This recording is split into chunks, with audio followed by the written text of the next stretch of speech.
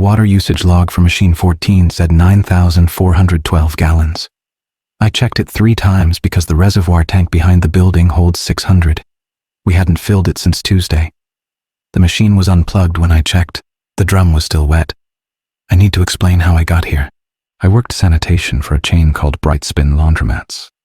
The 24-hour location on Pearl Road, just south of Parma, outside Cleveland. You might have driven past it. It sits between a discount drug mart and a place that used to be a Little Caesars, but has been empty since maybe 2019. The parking lot has those yellow sodium lights that turn everything the color of old teeth. During the day, it's the most boring building you've ever seen. I was hired in March to do overnight cleaning and machine maintenance. 3rd shift. 11 p.m. to 7 a.m., 4 nights a week. The pay was $16.50 an hour, which felt generous until you spent a few nights alone in a laundromat, listening to 38 industrial washing machines breathe in the dark. My supervisor was a guy named Dennis Corey. He'd been with BrightSpin for 11 years. He had a thick folder of printed protocols that he kept in the break room filing cabinet. And during my first training shift, he walked me through each one with the kind of patience that made me think he'd explained these things to a lot of people who didn't last long. Most of it was normal. How to clean the lint traps on the commercial dryers, how to mop the tile floors without leaving streaks, how to log chemical usage, how to handle the lost and found bin, which was really just a wire basket bolted to the wall near the restrooms. Then Dennis opened a separate folder, thinner. The pages inside were typed but had handwritten additions in the margins, some in pen, some in pencil, a few in what looked like different handwriting. The folder was labeled Supplemental Overnight Protocol in block letters. Below that, someone had added in blue ink, Active Rev 7. He set the folder on the folding table between us and didn't say anything for a few seconds. Some of this is going to sound specific, he said.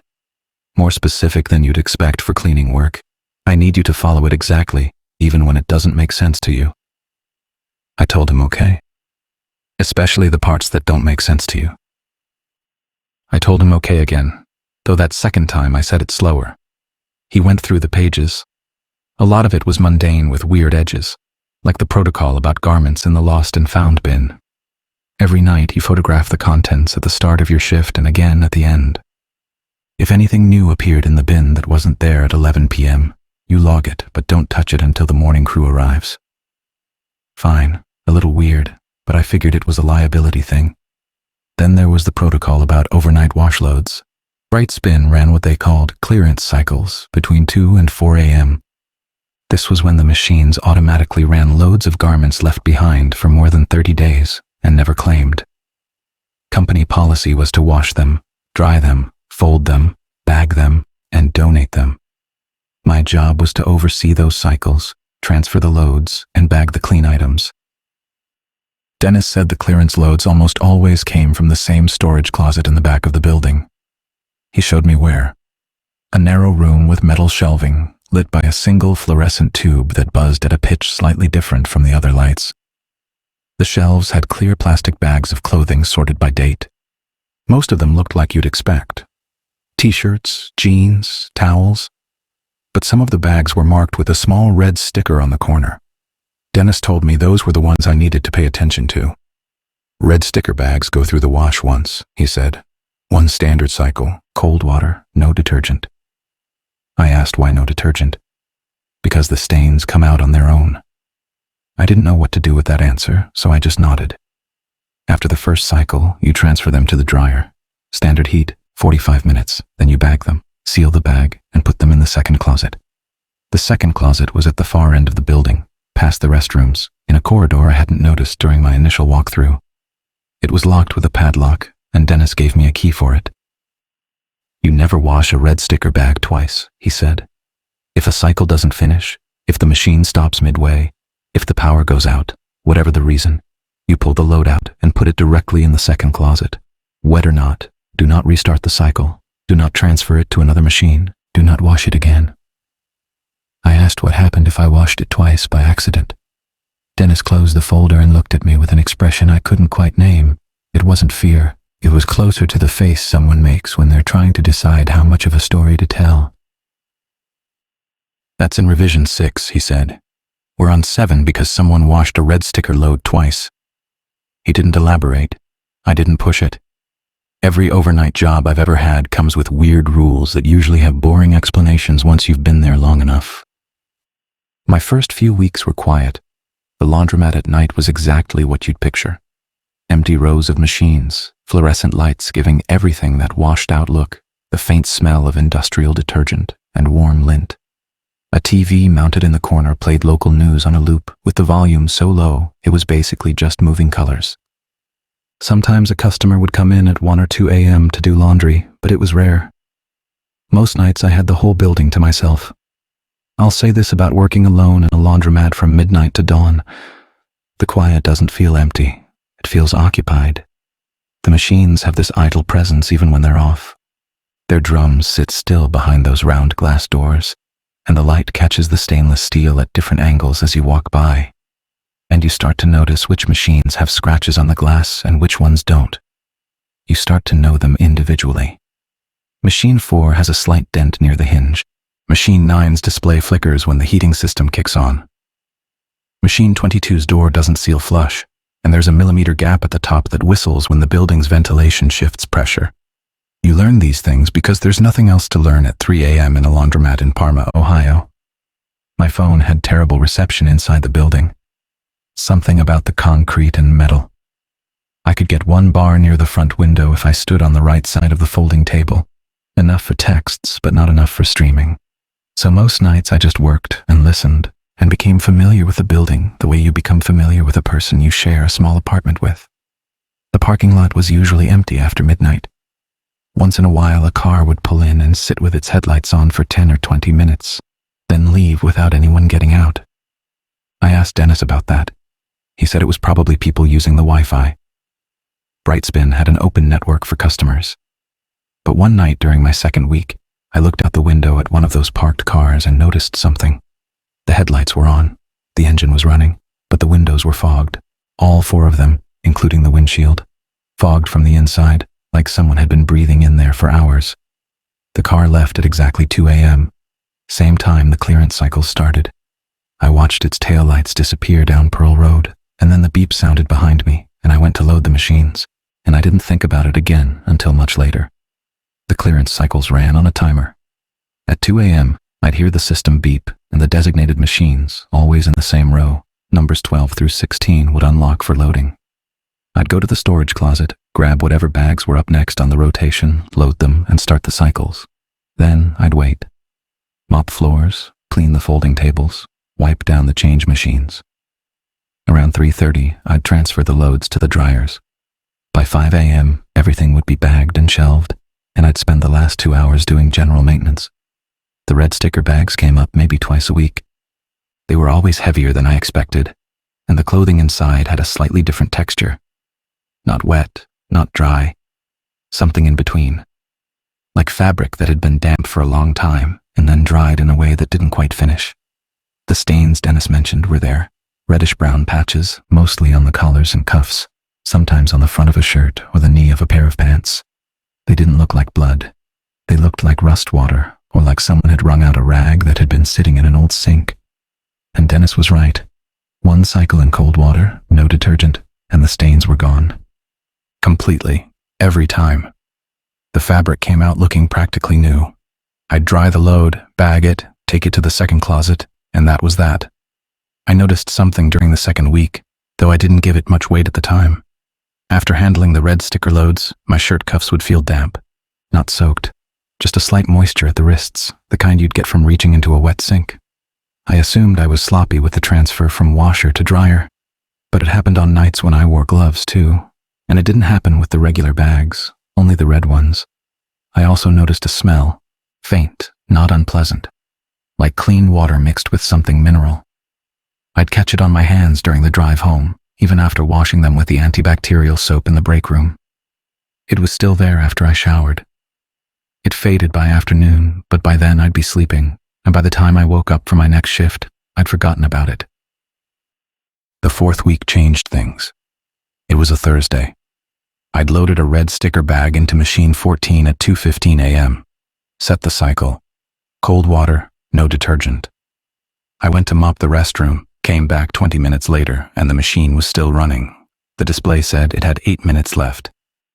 But the water usage counter on the panel said 218 gallons. A standard cold cycle uses about 15 to 20. I stood there looking at the number, and while I watched, it ticked to 219, then 220. The machine sounded normal, no grinding, no overflow, no unusual vibrations, just the steady sloshing of a wash cycle doing its thing. I wrote it down in the log and moved on. The next morning, I mentioned it to Dennis during shift change. He pulled the log, looked at the number, and his face didn't change. "The counter drifts sometimes," he said. "Don't worry about it." I tried not to worry about it. I spent my 2 off days doing normal things. Went to a bar with a friend, watched a Guardians game on television, cleaned my apartment. I told myself the counter was a malfunction, that the machines were old, that 24-hour commercial equipment develops quirks. Then on my next shift, Machine 12 ran a red sticker load and logged 487 gallons in 31 minutes. I stood next to it for the entire cycle this time. No leaks, no overflow. The drain hose went into the floor port like every other machine. The floor was dry. I put my hand on the side of the machine while it was running. It was warm, not hot, but warmer than it should have been for a cold water cycle. When the cycle finished and I opened the drum, the clothes were clean, no stains, slightly damp, the way laundry should be after a wash. I lifted the shirt out, a men's polo, navy blue, size large, and it weighed what a wet shirt should weigh. Where did 487 gallons go? I was pulling the last garment from the drum when every machine in the clearance row beeped once. A single simultaneous tone, 12 through 16, all at the same time. Their displays all flashed 00, then went dark, then came back to normal. I stood there with a wet polo shirt in my hands, listening. The building was silent. I put the shirt in the dryer. I didn't mention the beep to Dennis. I told myself there were explanations, industrial electrical surges, bad wiring, old circuit boards that needed replacing. I told myself this for about a week, and during that week, I was almost convincing. I went to work. I ran the cycles. I logged the numbers. I treated the job the way you treat any job that has weird parts you don't think about too hard. But the damp wrist thing was getting harder to explain. I'd wake up at home, in my own bed, and my hands would be cool, not wet. Just cooler than the rest of my body, the way your skin feels when it's been recently dried. I started sleeping with a towel on the nightstand. One morning I picked it up and it was damp. I told myself I'd knocked a glass of water over in my sleep, even though there was no glass. I also noticed something about my apartment that I'm not sure how to explain. On my days off, the plumbing sounded different. Not louder, different. The pipes behind the bathroom wall when I flushed the toilet or ran the shower had a rhythm to them that I hadn't noticed before. A slow cadence, circular, like water moving through a drum. I told a friend about the job over beers, not the water logs or the sticker bags, just the general weirdness of overnight work. He laughed and said every overnight job feels like that. "You're alone too much," he said. "Your brain builds a conspiracy out of boredom." Maybe. But boredom doesn't explain 487 gallons passing through a drum in 31 minutes. The 5th week was when I stopped being able to ignore things. I was loading a red sticker bag into machine 15 at around 2:20 a.m. As I pulled the clothing out, I noticed something I hadn't paid attention to before. The clothes in the red sticker bags were never random. They weren't mismatched collections of forgotten items. Each bag contained what looked like a complete outfit. Shirt, pants, socks, sometimes a jacket or a belt. Like someone had undressed in the right order and bagged everything together. I checked the next bag, same thing. A full outfit, women's clothes, blouse, slacks, a cardigan, all with those reddish-brown stains at the wrists and collar. I went to the storage closet and checked every red sticker bag on the shelf. All the same, complete outfits, some large, some small, men's clothing, women's clothing. One bag near the back contained children's clothes, a small pair of jeans, a striped shirt, white socks with a cartoon character on the ankle. The stains were on the shirt, around the neckline. I put that bag back and stood in the doorway. These weren't forgotten laundry. People don't forget a complete outfit, and they don't fold them neatly into a bag with the stains arranged like they'd all come from the same position on the body. I went back to the break room and opened the filing cabinet, found the supplemental protocol folder, started reading more carefully. Page 6 had a section about the red sticker bags.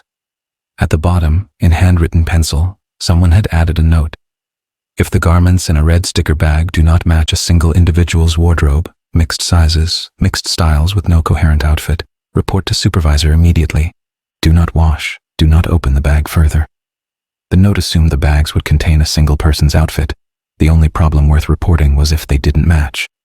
Below that, in different handwriting, blue ink. See intake log for dates. Cross-reference missing persons registry, Cuyahoga County, annually. I looked for an intake log. I couldn't find one. While I was searching the filing cabinet, every fluorescent tube in the building flickered. Not a brownout flicker. They went completely dark for about half a second, then came back. All of them at the same time. When the lights returned, Machine 14's door was open. I hadn't opened it. It had been locked since the last cycle ended 2 hours ago. I walked over to it. The drum was empty. No water, no clothes. But the inside of the glass door was fogged. A thin film of condensation, the kind you'd see on a cold window in a warm room. I closed the door. I locked the latch. The condensation faded within a minute. I went back to the filing cabinet and kept searching. The next night, I brought my own notebook.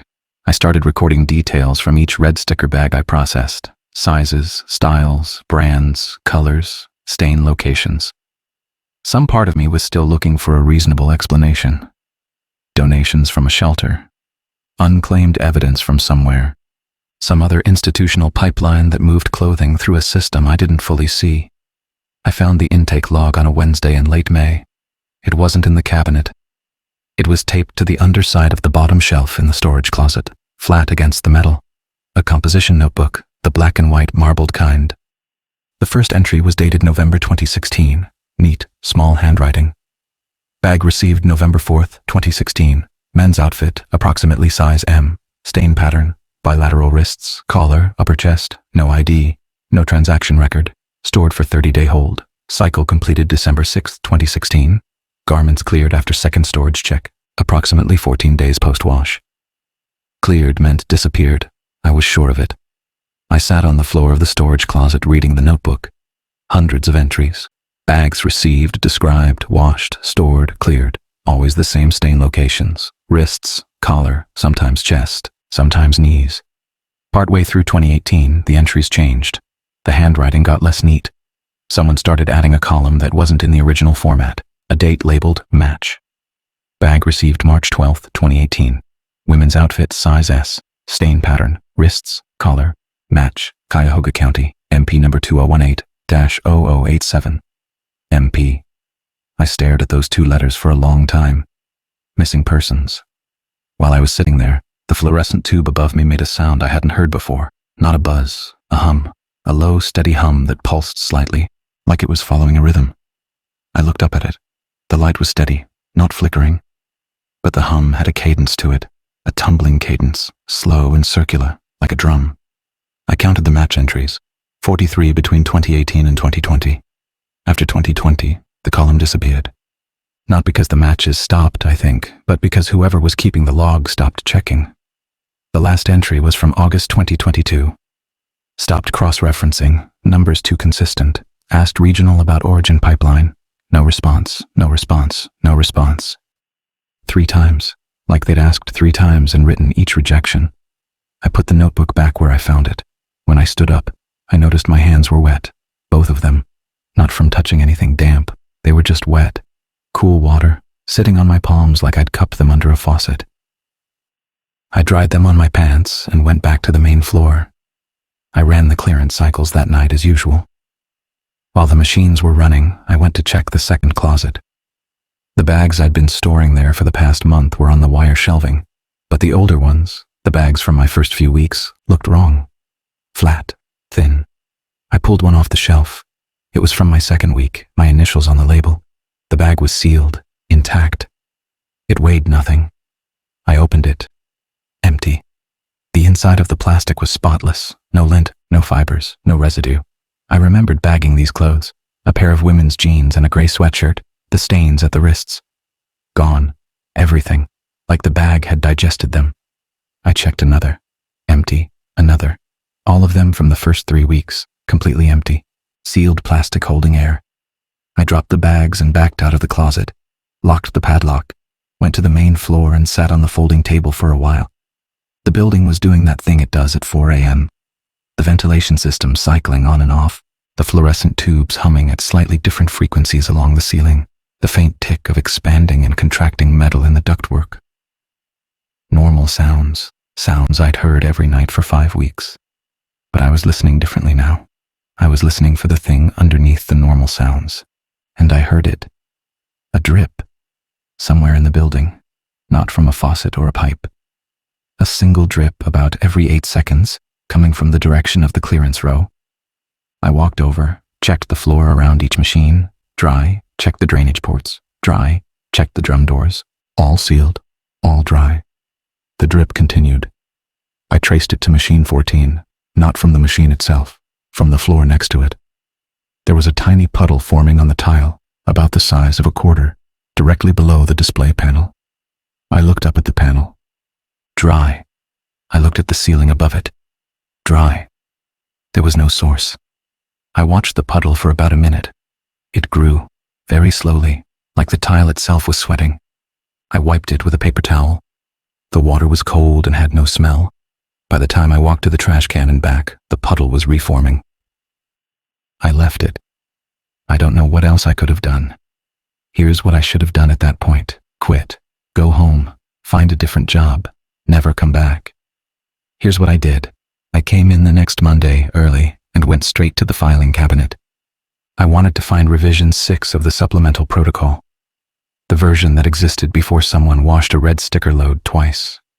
It wasn't there. No earlier revisions of any kind. I also checked the employee files while I was in there. I don't know what I was looking for. Some record of the people who'd worked here before me. The file drawer had folders for every current employee at the Pearl Road location. Dennis, the morning shift manager, the afternoon attendants, me. But stuck between 2 of the folders I found a single loose sheet. It was a termination form. No name filled in, no date. But at the bottom, in the reason for separation field, someone had typed, process absorption, not recoverable. I put the sheet back where I found it. I asked Dennis about it the next morning.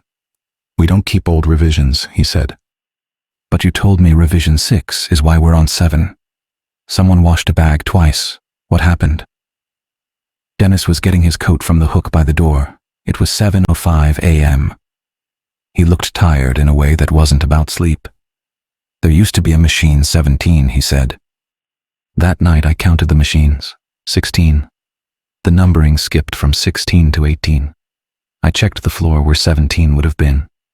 A concrete patch, about 3 feet by 3 feet, slightly darker than the surrounding floor. The drain port was still there, capped with a metal plate and sealed with something that looked like epoxy. No machine, no bolts, no electrical connection. Just the drain, sealed shut. I got down and put my ear to the metal plate. The building was dead quiet at 3 a.m., just the ventilation system and the buzz of the fluorescent tubes. Through the plate, very faintly, I heard water running. Not dripping, running. Like a faucet on full somewhere below me. The floor was solid. I'd seen the utility plans, slab foundation, no basement, no crawl space. The drain lines ran horizontally to the sewer at the street. The water sound was steady, continuous, like it had always been running and I just never listened. I stood up. While I was getting my balance, my shift log fell off the folding table where I'd left it. I picked it up and glanced at the page.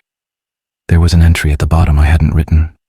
My handwriting, my pen, blue bic. It said, "Water tastes like fabric softener." I don't remember writing it. I don't remember tasting any water, but the handwriting was mine. 2 nights later, I washed a red sticker bag in machine 14 and the drum window fogged up during the spin cycle. I watched condensation bloom across the inside of the round glass door, starting from the edges and creeping inward. The Supplemental protocol had a note about this. Page 4. If the drum door fogs from the interior during a clearance cycle, stop the machine immediately. Do not open the door. Wait 3 minutes. If the fog clears on its own, resume. If it does not clear, log the event and do not use the machine for the remainder of the shift. I hit the stop button. The drum slowed. I stood there watching the glass, counting seconds. At around 90 seconds, the fog began to thin. I could see the clothes inside again, a dark jacket, a pair of pants. And then, just before the glass went fully clear, I saw the handprint. On the inside of the glass, a full palm and 5 fingers pressed flat. The print was visible in the condensation, the way you'd see it on a bathroom mirror after a shower. It was there for maybe 2 seconds. Then the fog evaporated and the print disappeared. I did not open the machine. I logged the event. Time, machine number, water usage. I wrote, condensation handprint, interior of drum door, adult size, right hand. Then I sat down on the folding table and didn't move for about 20 minutes. The tile floor had a faint vibration I'd never noticed before. Not from any machine running. Just the floor itself, a low throb coming up through the concrete, steady as a pulse. I pressed my palms flat against the table's surface. The metal was cold at the edges and warm in the center, as if something underneath was breathing heat upward through the legs. I was thinking about the hand. I was thinking about how a handprint gets on the inside of a sealed washing machine drum during a spin cycle. The drum was rotating. There was no one inside. The clothes were pressed against the walls by centrifugal force. A handprint requires a hand. I was thinking about this when I looked down at my own hands and noticed something. My right palm was red. Not from pressing on something, not from friction or heat. Red in a pattern, 5 fingers, a palm, like someone had pressed a warm hand against mine and left a mark. I looked at it under the fluorescent light. The redness was fading already. Within a minute it was gone, but I'd seen it. A mirror image of the print on the glass, on my skin. Like the handprint inside the machine had reached through the glass and pressed against me from the other side. I finished my shift, went home, sat on my couch for a very long time. The handprint in the machine was my size. I went back the next night and pressed my hand against the glass from the outside to check. The span matched, the finger length matched, the slightly crooked pinky from when I broke it in 8th grade. It could have been anyone's hand. I told myself that for days. Then I checked the protocol again. Page 7, handwritten in red ink, in handwriting I hadn't seen in the document before. If the handprints match your own hands, leave before rinse cycle. There was no rinse cycle. The machines didn't have a rinse setting for clearance loads. The protocol said cold water, 1 cycle, no rinse. So what rinse cycle was this note about? Things started slipping after that. Small things. I'd park in the lot and not remember the drive. I'd mop a section and realize I'd already done it. I'd look at the clock at 4:17 a.m., then check again what felt like 10 minutes later and see 4:16. Clocks don't go backward, I know that. One night, a dryer in the customer row beeped to signal its cycle was complete. Standard 45-minute dry. I checked the timer display. It said the cycle had run for 1 hour and 12 minutes. But the quarter slot only accepts enough for 45 minutes. The machine can't run longer than what's been paid for. I checked the coin mechanism. It showed exactly $2.75 deposited, which is 45 minutes. The machine had run 27 minutes longer than physically possible. No one had been in the building to add more quarters. The coin slot was mechanical, not electronic. There was no malfunction that could add time. The machine had simply run longer than the money allowed. I checked the clock on the wall. 3:47 a.m. I checked my phone. 3:47 a.m. I checked the dryer's display again. It now said the cycle had run for 45 minutes. The number had changed while I was looking at the clock. It had corrected itself, as though it knew I was checking. Also during that week, my car started smelling like the laundromat. Not a bad smell. That same clean, mineral, almost nothing scent from the red sticker loads. I'd get in after a shift and the smell would be there. I'd get in on my off days and the smell would still be there. I sprayed air freshener. I left the windows open. It didn't matter. The smell was in the fabric of the seats, in the headliner, in the carpet, like the car had been washed. One night I found myself standing in the storage closet at 4 a.m. with no memory of walking there. I was holding a red sticker bag I hadn't logged. My hands were inside the bag, touching the fabric. The stains were wet, not dry and set, the way they always were. Wet, fresh. I pulled my hands out and the stains were on my fingers, reddish brown, thin and watery. I washed them off in the utility sink. They came out on the first rinse. That same week, I photographed the building's main water meter at the start and end of my shift. Over 8 hours, during which I ran 4 clearance cycles and used maybe 100 gallons for mopping, the main meter showed a total usage of 47 gallons, less than I'd used for mopping alone. The machines were logging thousands of gallons through their own counters. The building's supply barely moved. The water wasn't coming from the street. It wasn't accumulating anywhere I could find. Dennis had said it weeks ago. The water isn't coming from somewhere. It's going somewhere. I should have stopped here. I should have walked out and let someone else figure it out.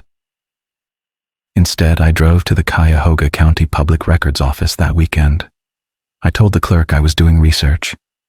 They gave me a terminal in the back corner.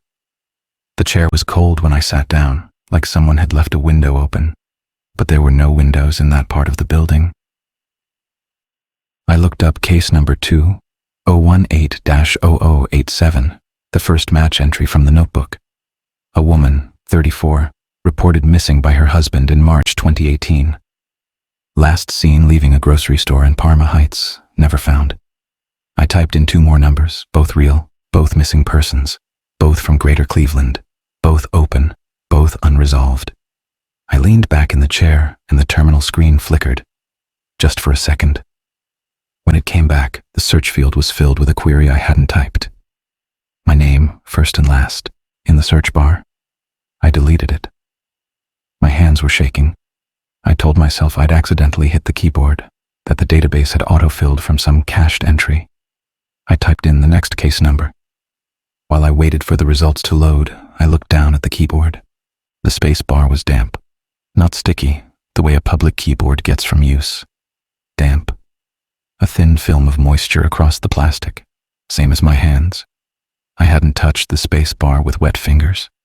I checked my hands, dry. I checked the desk around the terminal, dry. Just the space bar, wet. I went back further in the database.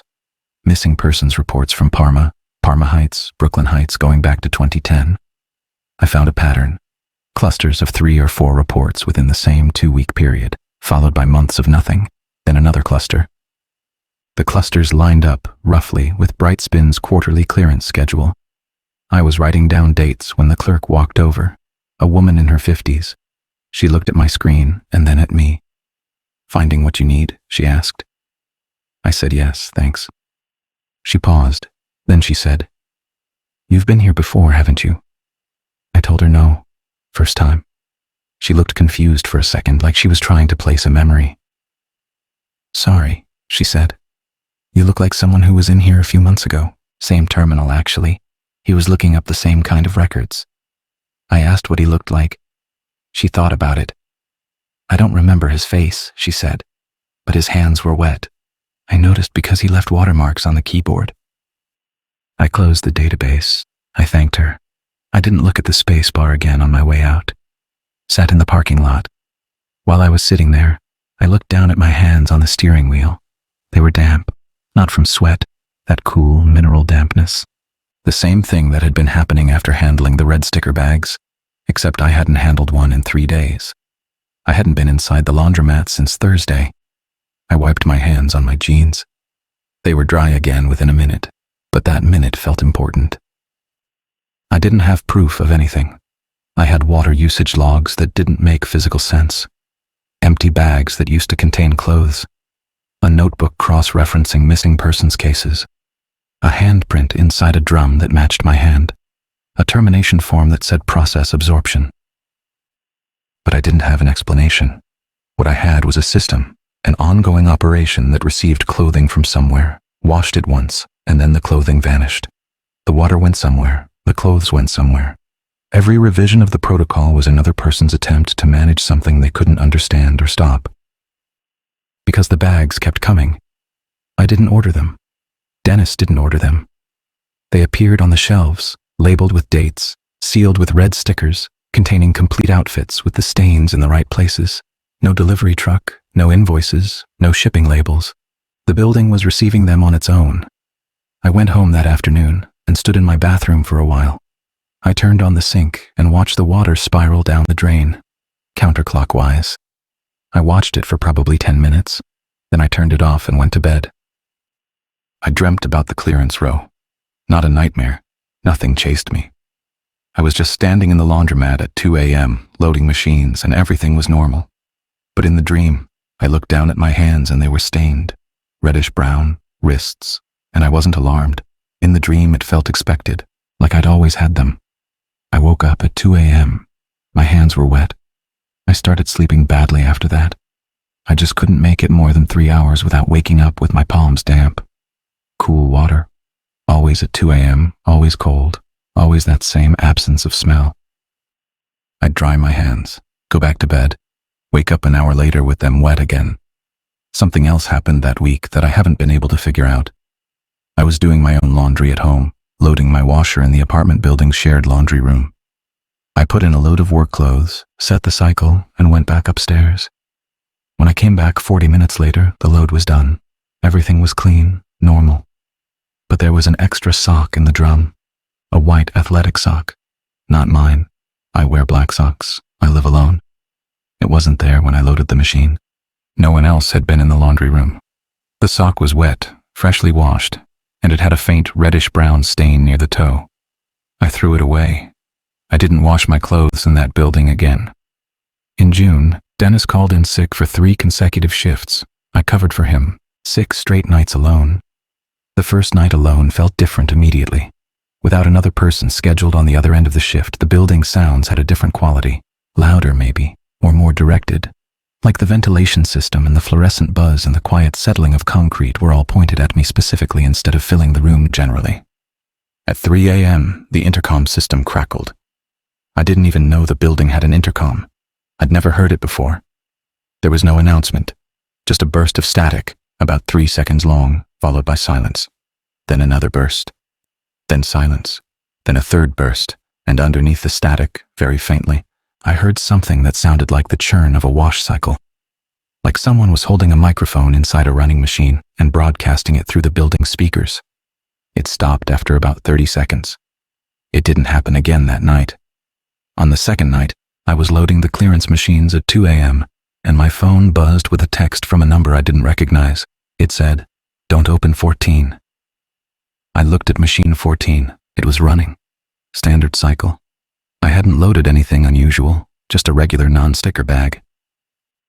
I texted back, "Who is this?" No response. The number, when I tried it later, was disconnected. I didn't open 14 until the cycle completed normally. When I did, the clothes inside were fine. A pair of khakis and 2 t-shirts. Clean. Normal.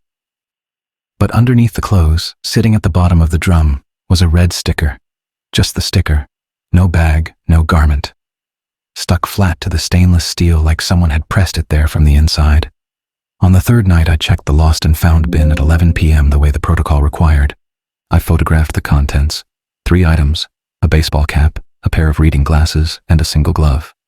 At 5 a.m., I checked the bin again for the end-of-shift photo. 4 items. The 4th item was a sock, white, athletic, with a faint reddish-brown stain near the toe. The same type of sock I'd found in my apartment building's washing machine the week before. I photographed the bin. I logged the new item. I did not touch it. Protocol said wait for morning crew. But I stood there looking at that sock for a long time, trying to calculate the odds that the same type of sock would appear in 2 different washing machines, in 2 different buildings, 12 miles apart, with the same stain in the same location. The odds felt like 0. On the 4th night alone, I found the sealed door. The second closet, the one with the padlock. I'd been shelving new bags when I noticed the back wall had a seam in the drywall. Not a crack. A seam. A straight vertical line, about 6 feet tall, with a matching horizontal line at the top and bottom. The shape of a door walled over. I touched the seam. The drywall was cold, not cool the way walls sometimes are. Cold. Refrigerator cold. I pressed my ear to it. Water. Not the distant sound from the drain plate. This was inches away, churning, the slow tumble of a wash cycle, a machine running on the other side of a wall that, according to the building plans, faced the exterior parking lot. I went outside, brick, no windows, no doors, no vents, a solid wall with the dumpster against it. Nothing behind that wall. No room for anything. But I could hear the water.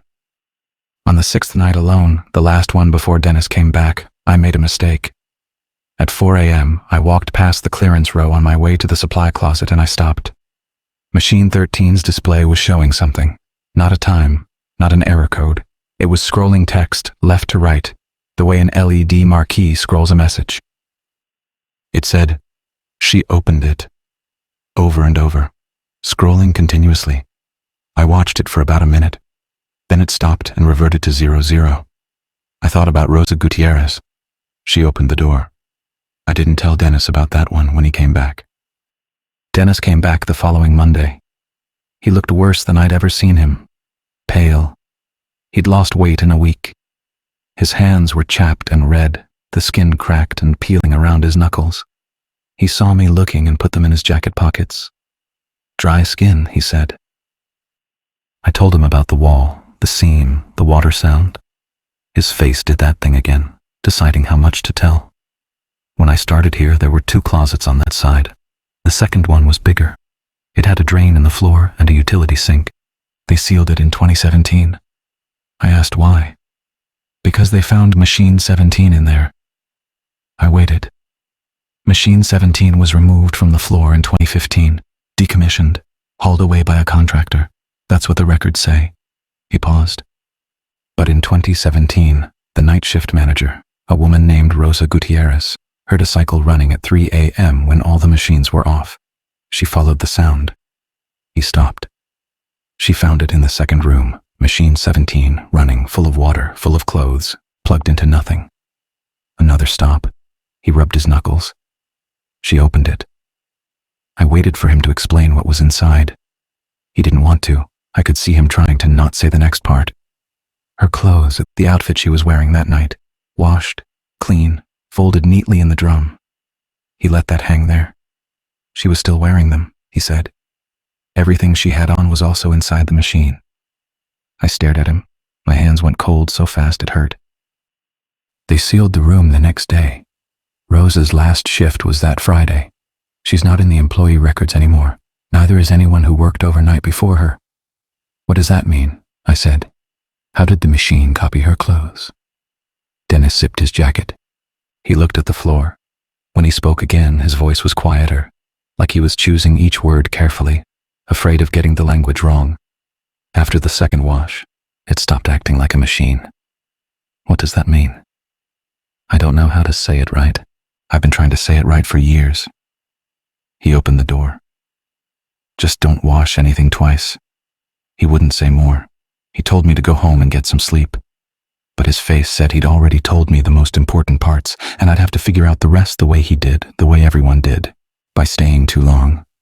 I didn't go home. I sat in my car. I thought about all of it. The water going somewhere through the slab, the empty bags, the missing persons, the outfits arriving on shelves with no sender. And I thought about Rosa, standing in front of Machine 17, wearing the same clothes that were folded inside the drum. The system wasn't broken. The system was working. The bags were the output. Clothing of missing people arriving here, washed once to remove whatever the stains were, then slowly dissolving into the process. A car alarm went off somewhere in the parking lot. I looked up. No cars. The alarm stopped after 3 seconds. The parking lot was empty except for mine. I kept thinking. The protocol wasn't about cleaning. It was about keeping the process stable. 1 wash, and the system moved the clothing through. 2 washes, and something changed.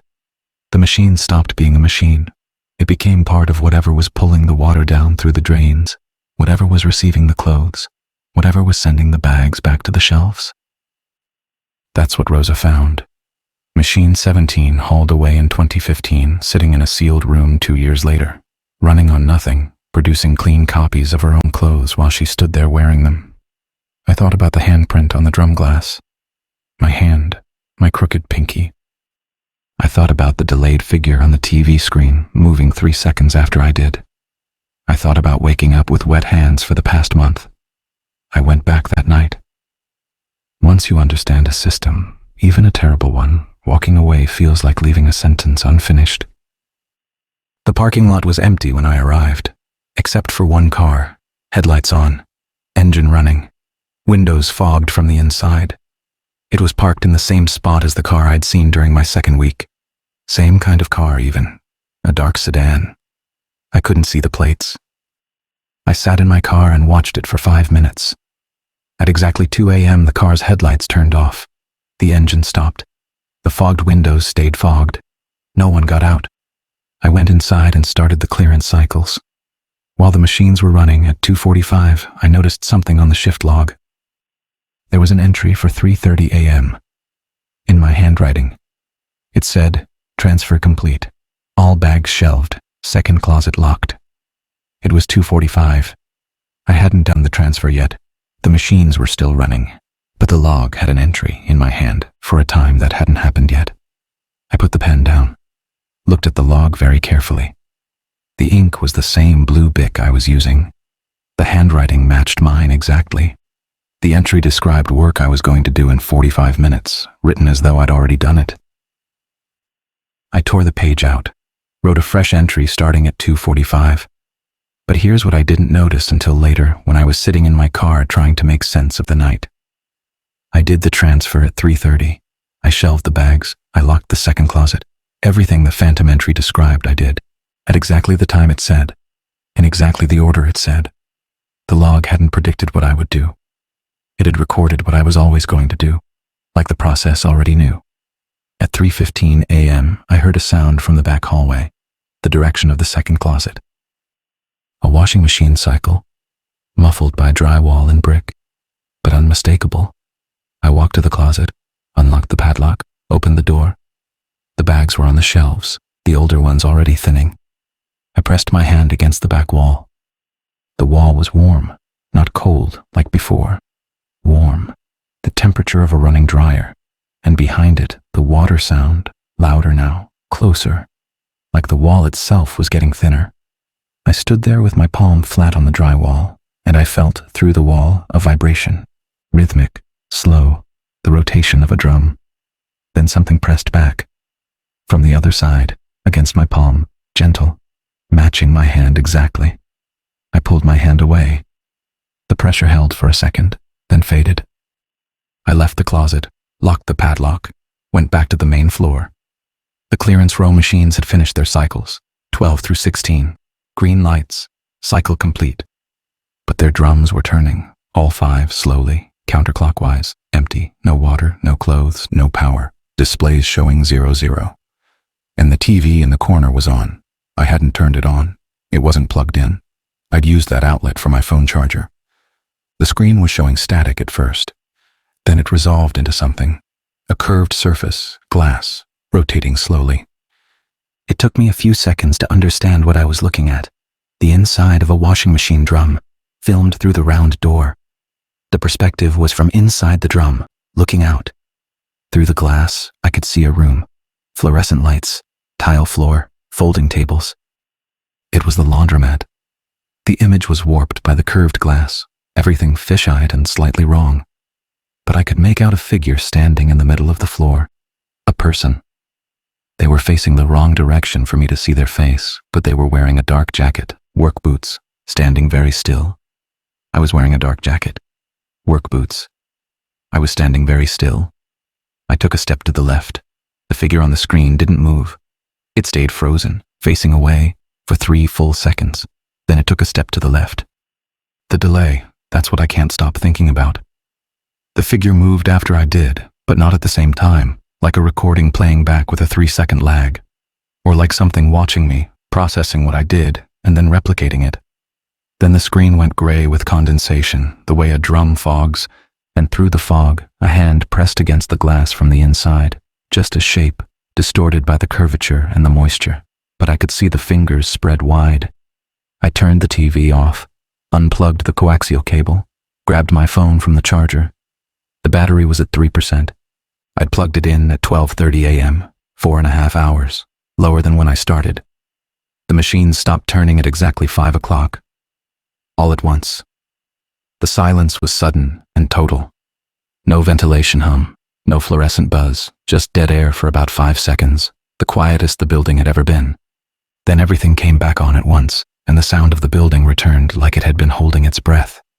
Then machine 14's display lit up. I was standing 10 feet away. I hadn't touched it. I hadn't walked toward it. The display changed before I moved. It didn't show a time. It showed a name. My name, first and last, spelled correctly. 10 seconds. Then it blinked back to 00. I quit the next morning, told Dennis I was done. He didn't argue, he didn't ask why, just nodded. Will you be okay? I asked him. I don't know what I meant. He looked at his hands. The cracks in his skin had spread to his wrists. The edges were reddish brown. I've been here 11 years, he said. The process knows me. I don't think it matters if I'm okay. I drove home, packed a bag, went to my sister's place in Akron. During the day, things felt almost normal. I helped with her garden, watched television in the evenings, cooked dinner a few times, tried to remember what it felt like to not be thinking about machines. But the machines followed me, not literally, worse than literally. I noticed her washing machine in the basement, the way it hummed at a frequency I could feel in my teeth, the way the water in her kitchen sink, when she let it run while rinsing dishes, made a sound with a rhythm to it, tumbling, slow and mechanical. I told myself all water sounds like that. All drains make that noise. I was projecting. Then I noticed the dryer in her basement was running one night when no one had started it. My sister said it sometimes turns on by itself. The timer's been glitchy for years, she said. I checked inside, empty drum, warm air, turning. I stopped going to the basement. I stopped drinking tap water, bought bottled. I don't know if it mattered, probably not, but it was something I could control. My sister caught me checking her water meter at 6 a.m. on the second morning. I told her I thought there was a leak. She said the plumber had been out 3 months ago and everything was fine. I nodded and went back inside and didn't check it again, but I looked at it through the window every morning. I also drove back to Parma once, not to the laundromat, just the neighborhood.